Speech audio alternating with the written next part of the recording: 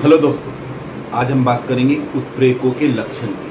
अभी तक हमने पृष्ठ रसायन चैप्टर में उत्प्रेरक पढ़ लिया है, उत्प्रेरण पढ़ लिया है, उत्प्रेरण के प्रकार पढ़े हैं, जिसमें विषमांगी और समांगी उत्प्रेरण था।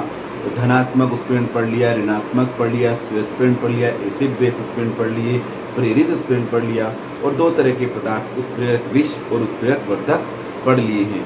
आज हम बात करेंगे उत्प्रेरक के लक्षणों की। तो अभी हम पढ़ने जा रहे हैं उत्प्रेरक के लक्षण। पहला लक्षण, उत्प्रेरक, ध्यान रखेंगे, उत्प्रेरक किसी अभिक्रिया को प्रारंभ नहीं करता, प्रारंभ नहीं करता, अपितु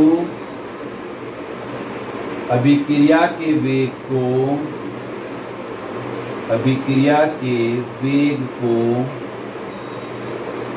घटा या बढ़ा सकता है।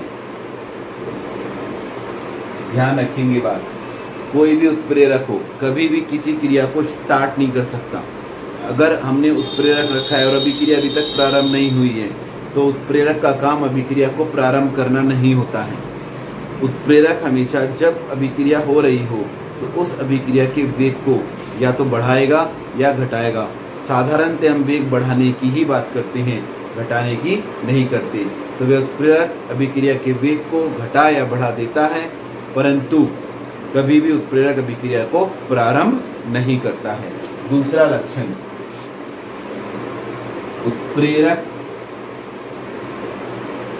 अभिक्रिया में भाग लेते हैं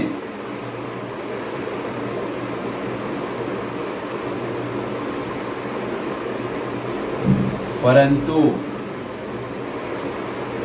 क्रिया के अंत में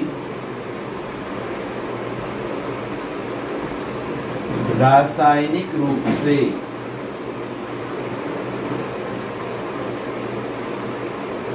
अपरिवर्तित रहकर बाहर निकल जाते हैं।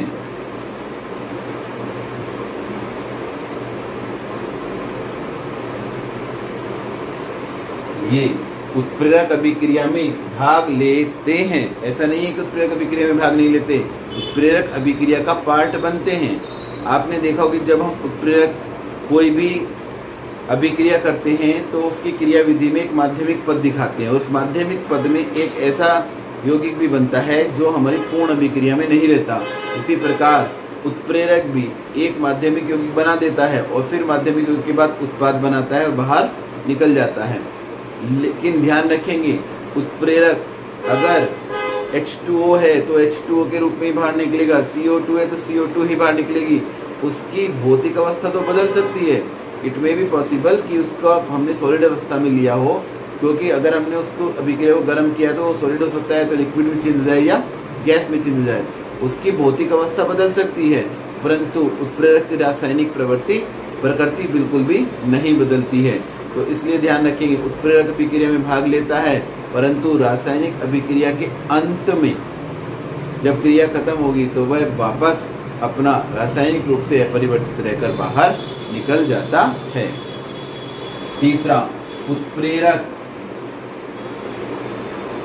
की अति सूक्ष्म मात्रा की आवश्यकता होती है।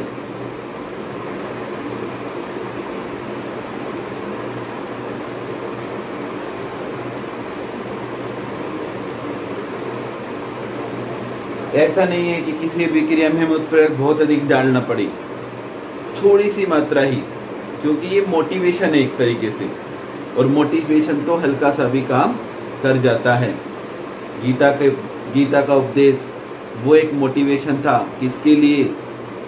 अर्जुन के लिए। अर्जुन को दिया गया श्री कृष्ण द्वारा वो मोटिवेशन पूर्ण महाभारत में पांडवों को विजय दिला देता है। इसी प्रकार से जो अभिक्रिया में उत्प्रेरक होते हैं वे गीता के उपदेश की तरह ही काम करते हैं। जरा सा उसे बताना है कि दुनिया में कुछ नहीं है, ऐसे ही हमारी अभिक्रिया में जरा सा उत्प्रेरक आ जाए तो वह उत्प्रेरक उस अभिक्रिया के स्वरूप को ही बदल देता है, इसके वेग को बढ़ा देता है या घटा देता है, और केवल सूक्ष्म मात्रा में आवश्यकता होती है। ध्यान रखेंगे इस बात, उत्प्रेरक अति सूक्ष्म मात्रा में आवश्यक होता है, बहुत अधिक मात्रा में इसकी आवश्यकता नहीं होती है। अब चौथी बात, उत्प्रेरक जो होते हैं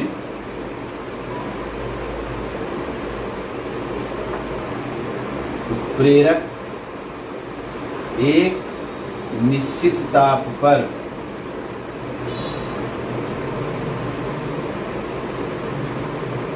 अत्यधिक क्रियाशील होते हैं।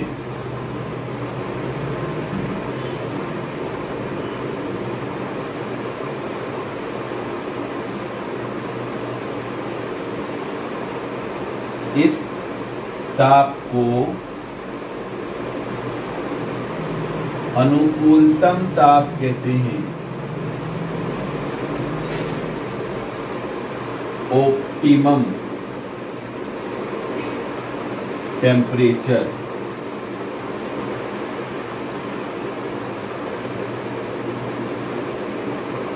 कहते हैं।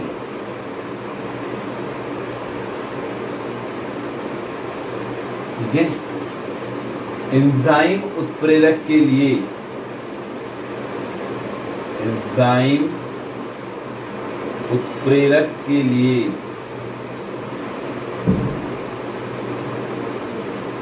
अनुकूलतम ताप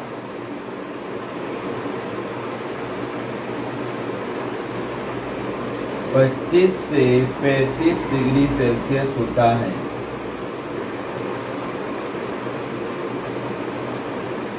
तो ये भी आप ध्यान रखेंगे कि जो उत्प्रेरक होते हैं उनके अपने अपने एक निश्चित ताप होते हैं। यदि वे उस ताप पर रहते हैं तो उस ताप पर उनकी सक्रियता अधिक होती है, और यदि ताप कम हो या ताप ज़्यादा हो तो उनकी सक्रियता घट जाती है।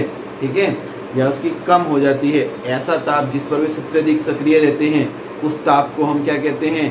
अनुकूलतम ताप कहते हैं। ध्यान रखेंगे, ऐसा ताप जिस पर उत्प्रेरक सबसे अधिक क्रियाशील रहता है, अनुकूलतम, उसके अनुकूल ताप है, इसलिए उसका नाम रखा गया अनुकूलतम।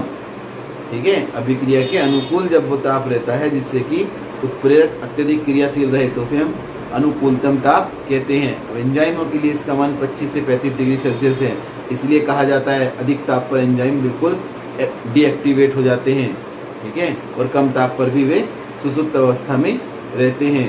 तो इसीलिए उत्प्रेरक का एक निश्चित ताप होता है, प्रत्येक उत्प्रेरक के लिए अलग अलग निश्चित ताप दिए गए हैं। एंजाइम उत्प्रेरक के लिए क्या दिया गया है? एंजाइम मतलब आप समझते हैं जो शरीर में होने वाली क्रियाएं हैं वो 25 से 35 डिग्री सेल्सियस पर बहुत अच्छी होती हैं, क्योंकि शरीर में बहुत सारे एंजाइम वर्क करते हैं। लेकिन अगर शरीर का ताप बढ़ जाता है तो हमारी, आपने देखा होगा, क्रियाएं भी, हमारी जो शरीर की आंतरिक क्रियाएं हैं वे भी डिसबैलेंस होने लगती है।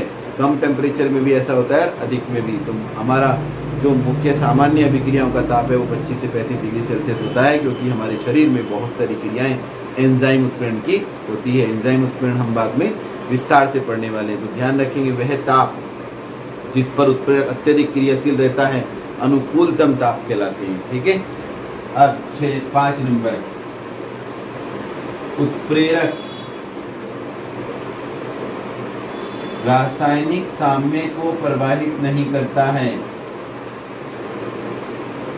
रासायनिक साम्य को प्रभावित नहीं करता है। क्यों नहीं करता है भाई? क्योंकि यह अग्र तथा पश्च अभिक्रिया का वेग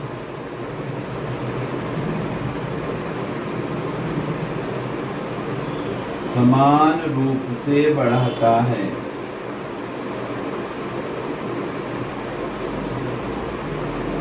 ठीक है, माने कोई अभिक्रिया है, उस अभिक्रिया में जब भी साम्य स्थापित होगा तो आपको ध्यान होगा कि ऐसे तीर लगाते हैं रासायनिक साम्य के बीच में। इस चिन्ह को कहते हैं उत्क्रम्य चिन्ह। इसका मतलब है कि अभिक्रिया अभिकारक से उत्पाद की तरफ जा रही है और उत्पाद से वापस किसकी तरफ आ जाती है? अभिकारक। तो अग्र अभिक्रिया हो गई और पश्च अभिक्रिया। जो उत्प्रेरक आएंगे अग्र अभिक्रिया वेग को जितना बढ़ाएंगे उतना ही पश्च अभिक्रिया वेग को बढ़ाएंगे। तो इसलिए जो साम्य है वो हमारा नियत रहता है। जैसे मैं आपको एग्जाम्पल देता हूँ, यहाँ पर एक मोटरसाइकिल खड़ी है, यहाँ भी एक मोटरसाइकिल खड़ी है, दोनों के बीच में क्या है, समान दूरी है और ये इस पॉइंट पर आकर मिलते हैं।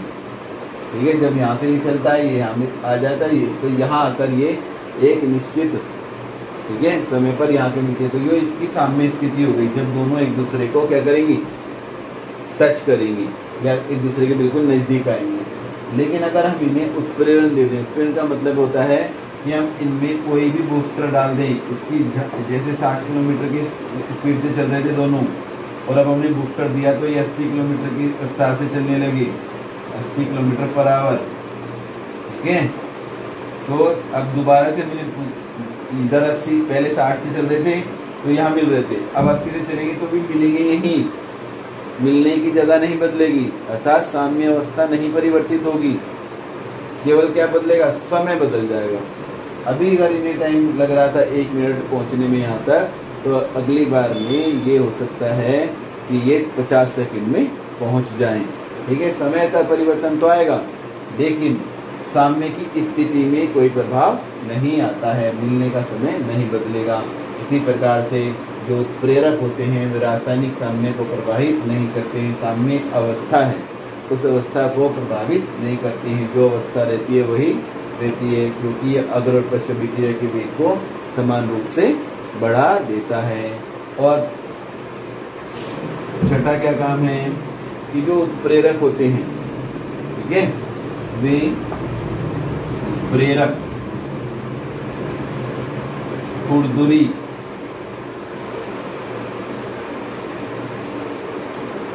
चूर्ण अवस्था या दरार युक्त अवस्था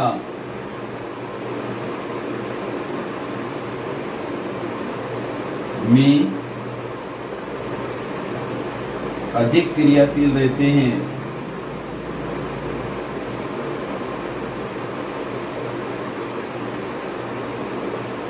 क्योंकि इनमें सक्रिय केंद्रों की संख्या अधिक होती है।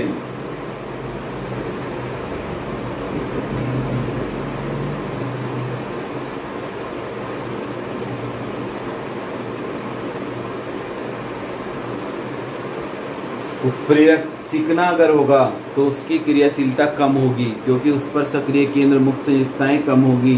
कल के लेक्चर में हम सक्रिय केंद्र मुक्त संयुक्ताओं को भी एक्सप्लेन करेंगे और उसी के आधार पर हम बताएंगे किस प्रकार से उत्प्रेरक विष और उत्प्रेरक वर्धक कार्य करते हैं। आज आपको उत्प्रेरक के लक्षण ही पढ़ने हैं। तो एक लक्षण ये भी है कि जो चिकना उत्प्रेरक होगा उसकी क्रियाशीलता कम होगी, खुरदुरा होगा, दरार वाला होगा या चूर्ण अवस्था में होगा, जिससे उसका सतह क्षेत्रफल बढ़ जाए। तो पृष्ठ क्षेत्रफल बढ़ने के कारण भी उस पर मुक्त संयुक्ताओं की संख्या बढ़ जाती है, जिससे वे आसानी से क्या कर सकता है, अभिक्रिया के वेग को बढ़ा सकता है। तो इस प्रकार से ये हमारे उत्प्रेरक के आज क्या हो गए, लक्षण हो गए हैं।